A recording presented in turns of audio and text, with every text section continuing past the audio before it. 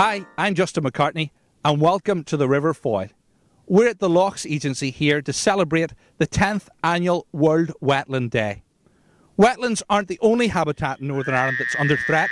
40 others are, and some 213 different species of animal, ranging from the likes of the frog and the newt, right up to Brent geese, which travel at 90 kilometres an hour. In 20 hours, they do Iceland to Ireland. There's 84,000 hectares of wetland in Ireland, and we're going to visit some of them today and find out how they're threatened.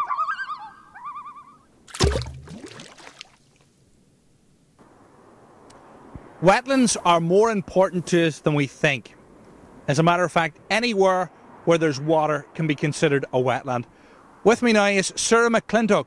She's with the Wetlanders, and they have been helping celebrate World Wetlands Day all this week in border areas in Northern Ireland. Sara, why are wetlands so important to us? Well, wetlands are vital to us. They're the habitats or homes for about 74% of our animals and our biodiversity. You can think of anything from a little bug that lives in the rivers and streams, to the otters that live on the banks, to the birds like the geese which come and fly into Northern Ireland every year. They're also very important, I think, personally, just to go for a nice long walk. They're really nice places to chill and have picnics and just really enjoy the countryside.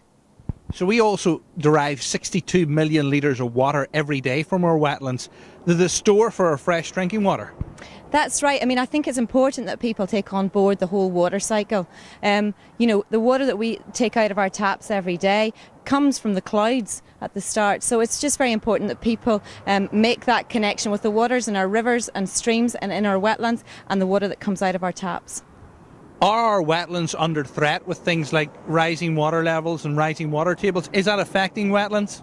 Yeah, there are lots of threats facing wetlands, and actually it's one of the things that we've been doing this week on our trip from Carlingford to Derry. We've actually been asking normal people in the street, the general public, what do you feel are the threats to wetlands? And some of the answers that they've come back to us on are things like pollution was a big one, and that was coming from industrial sources, from farming sources, from septic tanks, from general households.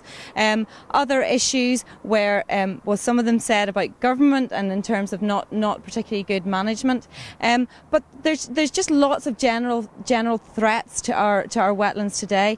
Development is another major issue, and especially around the border areas. And you know, we just need to be conscious that anything that we do by the side of a river or stream or lake can have an effect in the river, stream or lake. What can people actually do to protect wetlands? Because a lot of our wetlands aren't real. Like upland bogs were created by all the trees being chopped down hundreds of years ago. They're not really natural themselves. They're a byproduct of man's effect on the landscape. Yeah, they are a byproduct, but I mean, let's face facts, they now provide a fantastic home for lots of our wildlife, and I think it would be a real shame if we lost them. I mean, some of the messages that we've been trying to get across during the week are what people can proactively do to try and protect them. So we're thinking about what you're putting down the drain every day. Again, thinking back to this water cycle, what you flush down the toilet and what you put down your sink, that all has an effect on the water cycle. We're also trying to encourage people to collect some of their water. So for instance, to put a water butt or a bucket at the bottom of a downpipe, and you can actually use that very effectively to water your garden. Your plants and trees, whatever you've got in your garden, react a lot better to rainwater than water from the tap, because obviously it has chemicals in it.